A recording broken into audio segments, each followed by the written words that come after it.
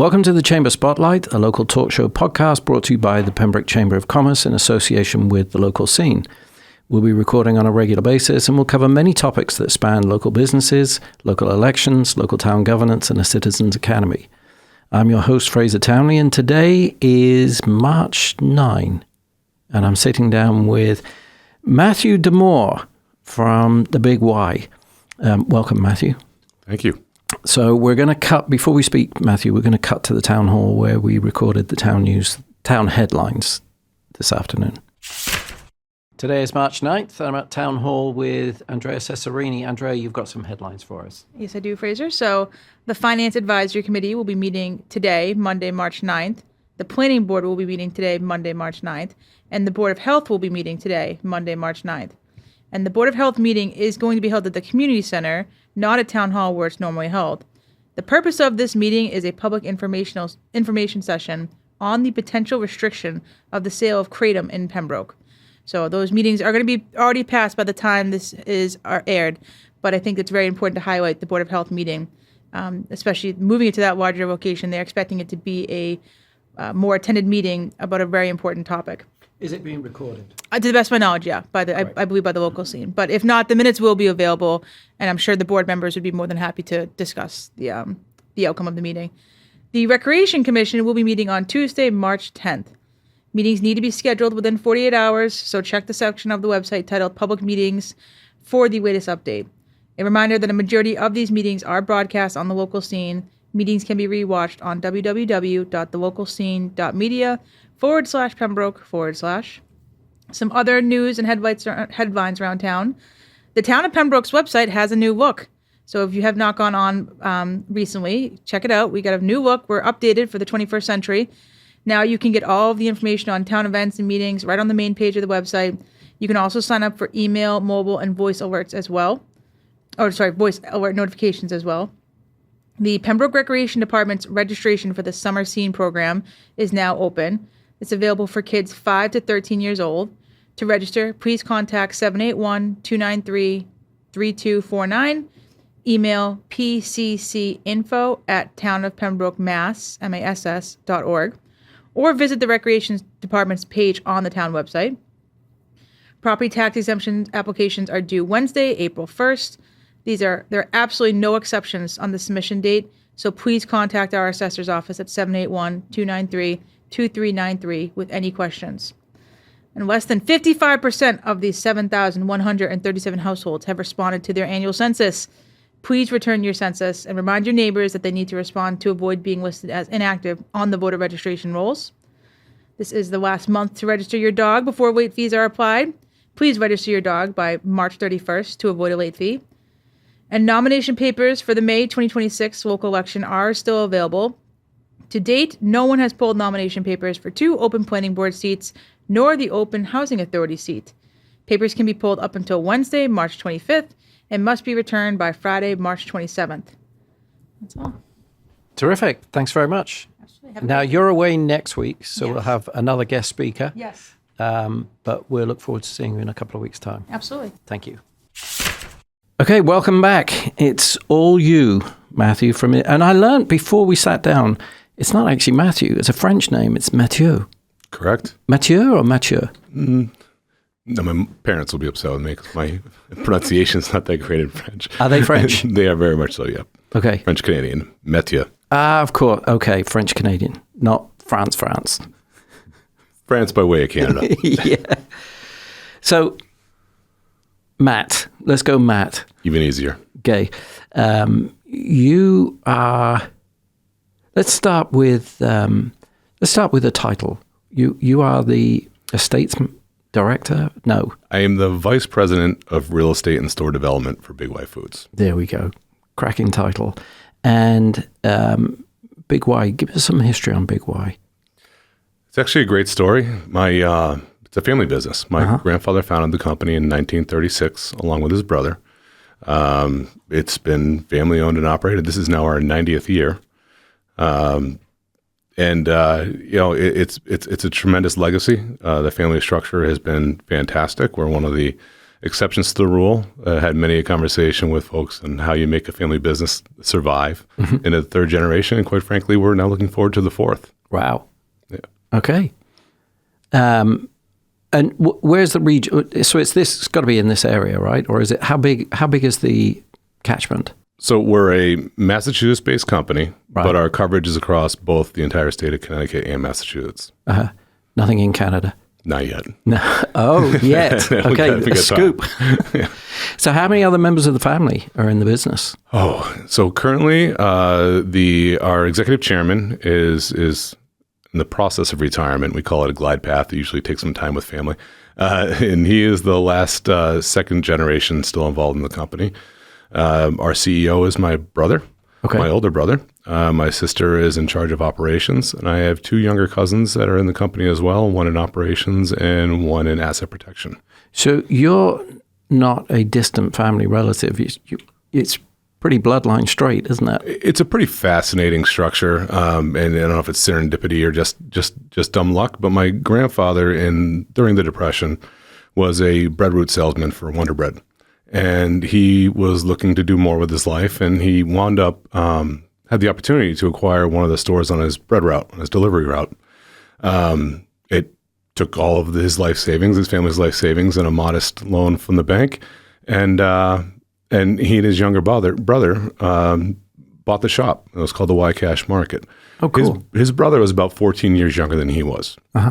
So what that's done from a family structure standpoint, in terms of management of the company and stewardship, is it's created kind of a cascading two-family structure. So it works really well. So, he ran the company for a while, then his brother, then my father, then his cousin, and now it's on back to our side of the family for the time being. And at some point, our cousins will take over too. And when they're done, ideally, some of our children will pick up the torch. Terrific. So he bought a store called the Y. It was called the Y Cash Market. The Y Cash Market. And then the big Y came when you opened the supermarkets, or? Yeah, generally speaking, the story I always tell, and I don't know how accurate it is. We don't have a whole lot of history. We'll have your side. Let's have your side. But the story I always tell is that he moved to a larger market. And again, the first one was tiny. It was 800 square feet, something along those lines. So when he got a big supermarket, and back then you're talking about, in the late 40s, talking about 10,000 square feet, he didn't have enough money for a new sign, so he took the Y Cash Market off the old store, put it on the new store, and just put big in front of it. And that migrated over time to just the big Y it is today. Cracking story. I have to assume you stock Wonder Bread. And we still do, yes. Good. And the relationship with Wonder Bread works. It's a good one. Yeah. Okay, good. So how many stores do you have now? See, now this is my area of expertise, and I never get this number right. So I work with a lot of stores before they actually open. So I do all the real estate and discovery and deal making. I believe currently operating, we have 77 supermarkets. I might get this one wrong too, but I believe 17 gas and convenience stores, 2 car washes, and we also have the flagship Table and Vine liquor store in West Springfield. Oh, okay. So just under 100 stores. Just under 100 retail locations, correct. And don't worry about that question. Let me tell you a funny story. So I got my start with a company called Sainsbury's. You must know Sainsbury's. I did very well, yep. Yeah. And when I joined them as a graduate trainee. I did all of the different departments in the store. And then at the time, my goal was to be a buyer. So I was doing the graduate training stuff, but I kept applying for every job I could get my hands on. Eventually, I went to head office, and one of the jobs I had was in-store bakery. Now, we had a range review with the chairman, Sir John Sainsbury, the man, and we had to make sure we had a haircut and clean shoes and stuff like that. I knew everything about bread, absolutely everything about bread. How many grains, how many this, the Pantone references on the packaging. I knew everything. He asked me the one question I didn't know the answer to. And what was that? How many slices are in our best-selling loaf? I had no clue. Now, the irony of that comment is again, coming from the Wonder Bread background, my grandfather's reputation was he was notoriously particular about the commercial bakery in the stores. So the first place he would go as soon as he walked into the store, first of all, the store would set off an alarm Yeah. and send all hands on deck over to the bakery and make sure they were leveling the bread and make sure date coding and checking. And but yeah, he was forever a stickler for the commercial bakery. Yeah. Well, so I remember, I don't know why we're reminiscing. This is about you, not me. But I remember when in-store bakeries came into Sainsbury's and it revolutionized the smell of nothing else. Mm-hmm. We never had in-store bakeries, and it was late 80s, I think, when they introduced, no, it must have been late 70s. They introduced the in-store bakery, and it just changed shopping. I think American stores they're used to having in-store bakeries.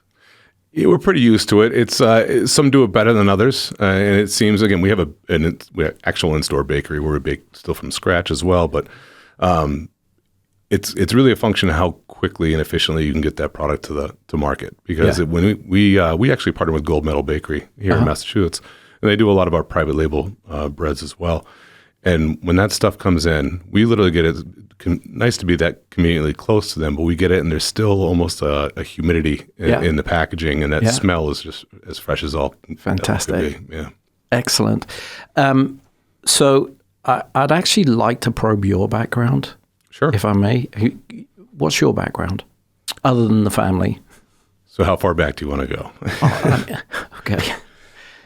You look like you play sports. Not for a long time. My parents and grandparents always instilled a passion for education. So we all were very focused and went on to college. We were encouraged to do something different. I actually wound up majoring in philosophy, of all things. Cool. And afterwards, didn't exactly know what to do with a philosophy degree. So I wound up teaching. Oh. So I taught high school for a couple of years. Yeah. Then my father convinced me to retire from the teaching world and come to the company. Mm-hmm. The one thing I'll say about every single family member in our family is that when you come into the company, it's less than an elegant transition. You start at the bottom. There's no nepotism. There's no nepotism whatsoever. You start with the worst job they can find, and you work your way up through the process and really through operations, because the bottom line is our people are our difference in understanding how to operate a store and the pains that they go through on a day-to-day basis, whether it's ringing a register or stocking a shelf or, quite frankly, cleaning bathrooms. Mm-hmm. It's an essential knowledge to have if you're going to manage that business at some point in time. So what was the worst job? Well, I would say cleaning bathrooms is right up there. People do remarkable things in public restrooms. Yeah. Night crew's tough. Yeah. When you're working overnight, the unsung heroes, people don't see it. They don't really realize it. They just take for granted that their shelves are going to be full when they come in this shop in the morning. And it's a lot of hard labor. Yeah. A lot of repetitive hard labor overnight. So I'm going to share with the listeners, as much as you, my knowledge of retailing. So Sainsbury's never had big warehouses out the back. The warehouse was the store. So a day's or a day and a half sale was what you saw on display. Is that the same with Big Y? Well, it's certainly the goal. Right. Yeah. So especially in today's day and age, where the occupancy cost and just the cost of construction is so much that you really want the majority of your store to be front of house. Yeah. It makes not a whole lot of sense to have a big back room. You give people a big back room, typically they fill it. Yeah. And those are inventory dollars on hand that you don't want sitting around. So we're not at a day and a half, but the goal is to minimize the amount of days on hand, and then Sure. in turn enhances freshness. So you're making sure you get the right turns. Yeah. It's also one of the areas where we've been able to utilize technology. AI has been very helpful. Mm-hmm. Yeah, we're not big engagers with AI, but something like inventory control is very beneficial. Mm-hmm. How does that work? AI working on just the math? Yeah, pretty much the math and the forecasting, just determining how much product to bring in. Yeah. It's still human run, but it's an assistant. Yeah, good. So we're very excited. The Chamber's very excited. The whole town is very excited about you coming to town. Do we know a date yet of when you're actually opening, or is that a secret? Well, I'll mess up the secret. I'm pretty sure the soft opening is right in the first week of June. Oh.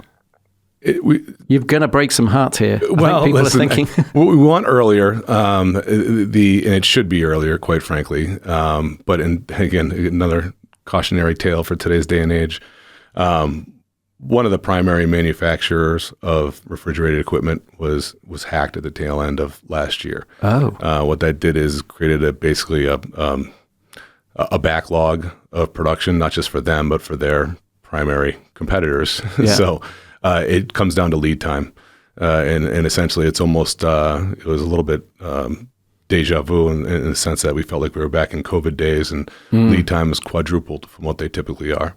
Good grief. So the intention was certainly to be open sooner. We wanted to be open basically this month. Yeah. But lead times won't allow it, so we don't even get the cases. We'll be well done, the project. And we're doing a substantial amount of work inside the store. It was in pretty good shape. Yeah.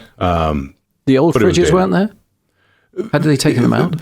No, they were there. Most of them were there. Right. So, but we didn't want to go in with kind of a half a brand promise. We wanted to go in with a full brand promise. So the Very entire fair. power aisle of the store, so all the perishable departments are getting completely reworked. Okay.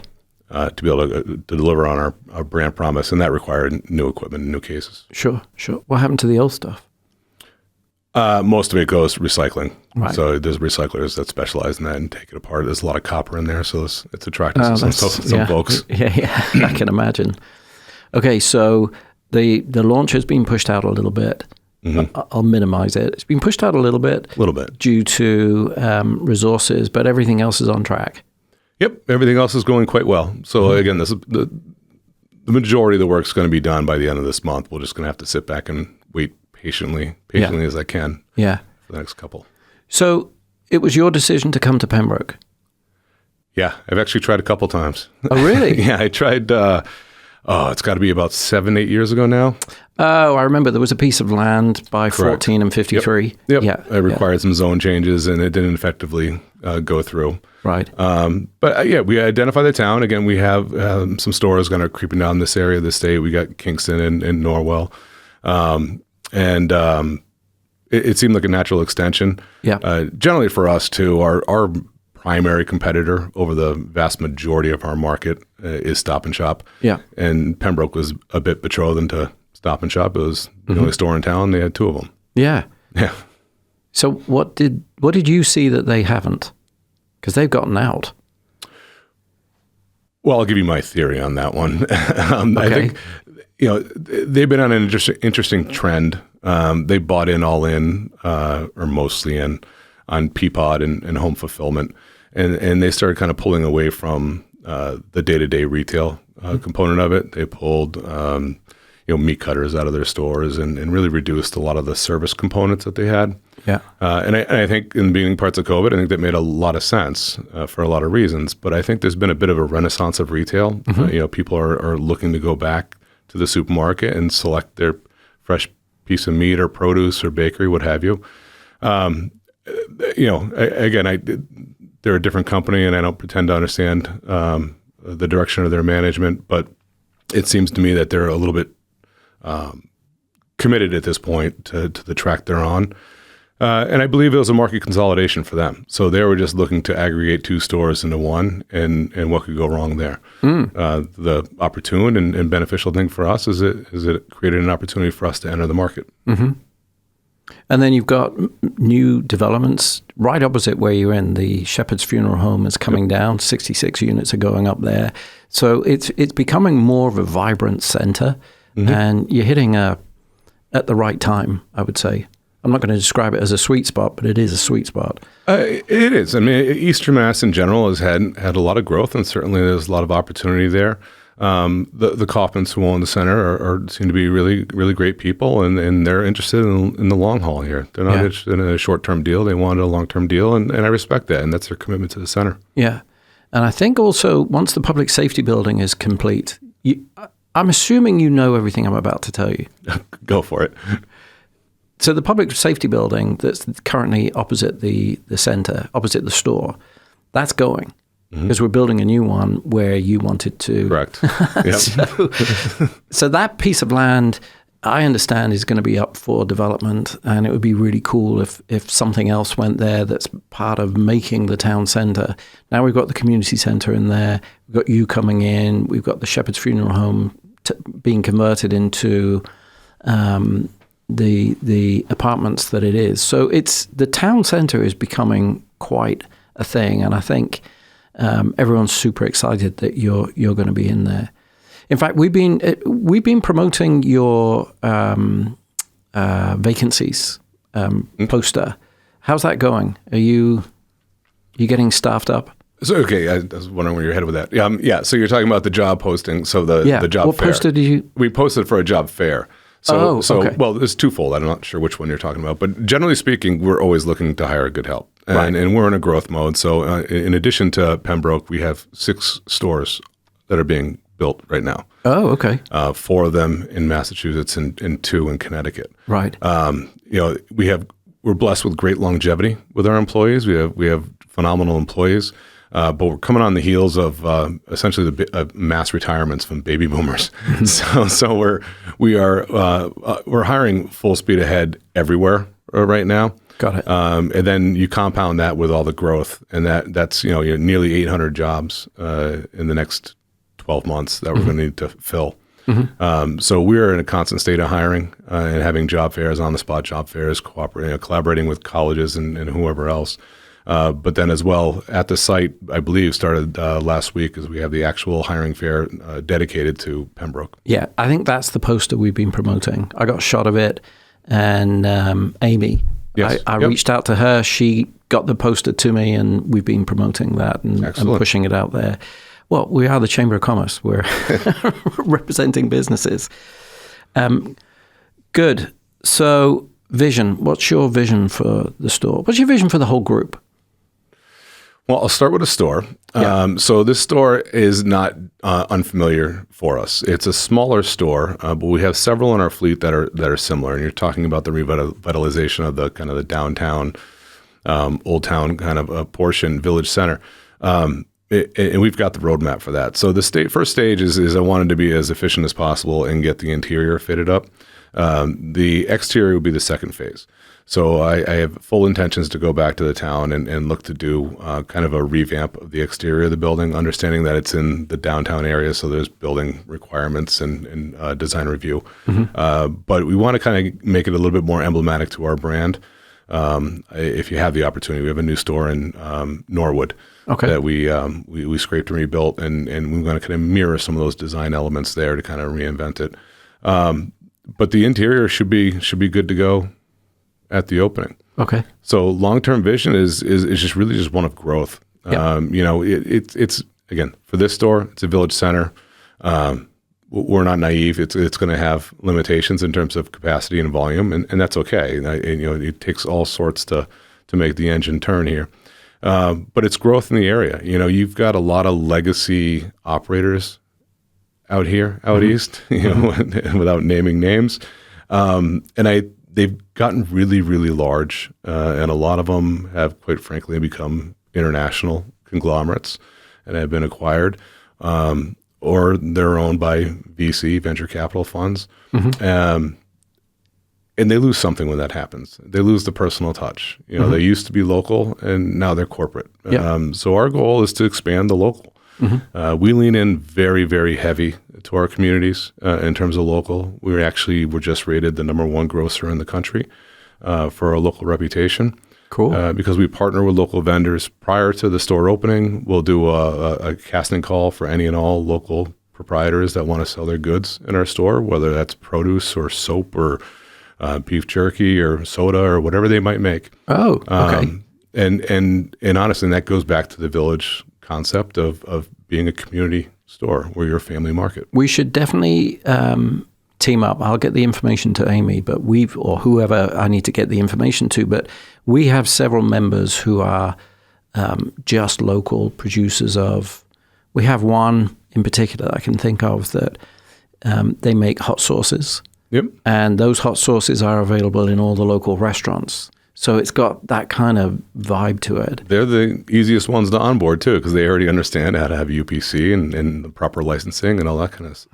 I can't swear to that. But no, they're very well prepared. So in the beginning of COVID, right around 2019 into 2020, we expanded our distribution center at our primary headquarters in Springfield by about 260,000 square feet. And we named it the FLDC, which is the Fresh and Local Distribution Center. Okay. The primary focus of that distribution center is to be a hub for local vendors. Right. So a lot of your local farmer doesn't necessarily have the infrastructure or even the vehicles necessary to deliver to multiple stores. Right. And certainly when you get in this neck of the woods, it can take you, an hour and a half to go 20 miles. Sure. And they can't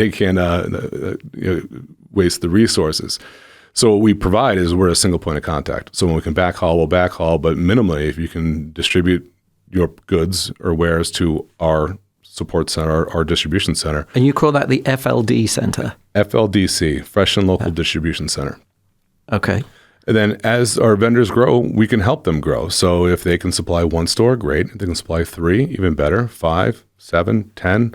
Sky's the limit until you get up to our 77. By the end of this summer, it'll be 79 locations. Cool. Plus the 17. So how, if we have a vendor, or if there's vendors listening in, how do they get in touch with you? How do they get their goods into the FLDC? So I didn't come prepared today. We're actually having an event, and I'll find the information for you. We're having an event in about a month. Okay. It's basically a call out to the entire Massachusetts business arena to see it. We're having basically a panel discussion to explain that process to them. Okay. Minimally, you can go online, bigY.com. We have a portal in there to reach out with your product and your questions. Okay. No, I didn't mean to put you on the spot there. I know it's not your area of within the. Which member of the family is in charge of that then? Oh boy. Technically, none of us. So we actually empower each category manager. So everybody who buys for a certain amount of you know the lingo. Yeah. To find folks that are in their area of their sphere of influence. Good. And onboard them. So every one of our buyers is well attuned in how to onboard. And them. they're in Springfield. Yep, correct. And what's their so they're empowered to bring on the local, but there's also the big national brands and stuff like that. Is there a set standard? You know what? I'm not going to ask you that question because that's me getting geeky, and I think the listeners are. I'm thinking about how we used to do it at Sainsbury's and so Dixon. I'll say this about that though is we actually pushed away from the old structure. So back in the day, and some of our competitors still do it. You'll see a dedicated Coca-Cola end, a dedicated Pepsi end, a dedicated bakery end across the store, and they basically would sell their end caps and their perimeter merchandising. We eliminated that. We don't do that at all anymore. Good. So there's plenty of room, and not every. Again, if I could make every local company succeed, I would, but they don't all. So what we do is we bring them in and we'll give them some kind of perimeter display, whether it's just kind of a spot display or a spot on an end cap. And once they gain critical mass, then you can integrate them into the inline shopping experience. So if they're making a local pasta, that's great. Let's bring them in. Let's give them special merchandising. Let's help them grow as much as we can. Once the turn volume gets to a certain point, and we can make it a regular line item, that's the goal, is to help them to grow and be self-sufficient. So then you can bring them in, you put them next to Prince. And this is why you're succeeding. Correct. I can tell you now, that knowing, it used to drive me mad. You know the flyers you got in the... Yep. Those flyers were only full of people that were paying for that space. Correct. So they were only promoting to the big dollar people. They weren't promoting what you wanted, the consumer. Yeah. And so it was always a fake. It was an advert, but it was a fake advert because it wasn't related to what you should be promoting, certainly locally. And people are more and more appreciative and aware, I would say, of the plight of their neighbor today. And I think neighbor supporting neighbor is crucial, especially in today's world. So where you can recognize your neighbor's brand on the shelf, that's very meaningful and impactful on a shopping experience. Oh, absolutely. There is definitely, our heroes are not the Hollywood movie stars. They're our neighbors. They're our big brothers. And when you see something that's familiar to you, absolutely, you go, oh, I know that person. Yeah. And a lot of the big guys won't do it because intuitively it doesn't make a lot of sense. It's a lot more work. Typically the margins are going to be smaller for us because they don't have as much fluff in their margins. But again, it builds loyalty and that's a hard one to replace. Now, the biggest problem that I see in retail, again, I'm geeking a little bit, but the buyers would rely on market research to tell them what the price should be. They would rely on logistics to tell them how much they should be buying. And they rely on, I don't know I think it's not GfK, is it Nielsen? Nielsen right. We use a lot. So Nielsen will tell you what brand you should have. Logistics will tell you how much you should buy. And the market research on pricing, just look on Amazon, it will tell you what price you should be retailing for. What do the buyers do again? Yeah, right. And so in my day, buying was you wrote the tickets, you worked out how much space you had, you worked out how much you had to buy. If you were more than this over, you had to report to the board and tell them why you were this much over or this much under. It was an intense. But now with AI and all these different research, you end up homogenizing the look and the feel. And consumers don't know if they're in a Stop and Shop or a Kroger's or whatever. And therein lies the rub. I mean, that's call it dumb luck. But when we started leaning into the local and kind of going our own route and changing our merchandising standards, our sales started going up. So you could follow those Nielsen reports, but it's a race to the bottom. And you're homogenizing exactly it. Right. Then it comes down to, okay, this one's 10 cents cheaper. Yeah. We're competitively priced, we're market priced, but we're not trying to, we're not Walmart. We don't want to be Walmart. Yeah. We want to be us. We want to be Big Y. And there's less and less of that out there today. So, having that individuality and having a different shopping experience, ideally a better shopping experience is what helps differentiate us.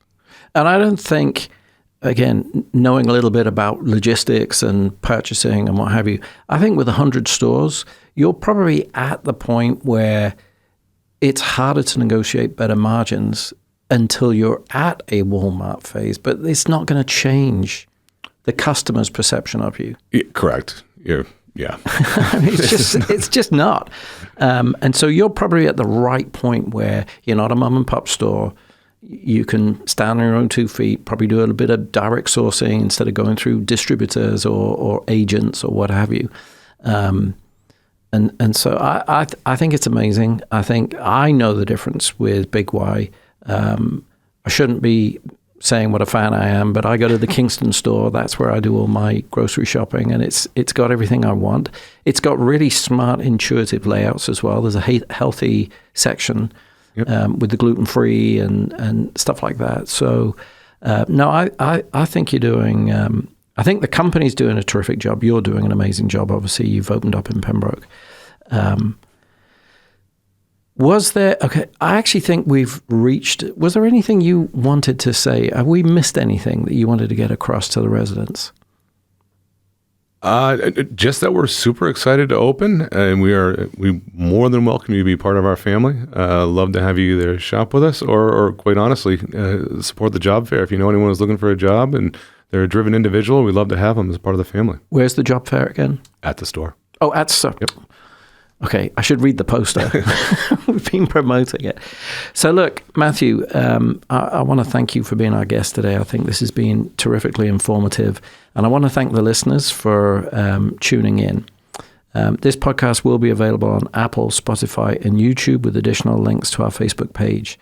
Don't forget to like us on Facebook at the Pembroke Chamber of Commerce. And if you're interested in becoming a member of the Chamber, please go to the Pembroke Chamber of Commerce website, pembrokechamber.org. Matthew, thank you so much for your time, and thank you for opening your store in Pembroke. Thank you. I appreciate the time. Okay, pleasure.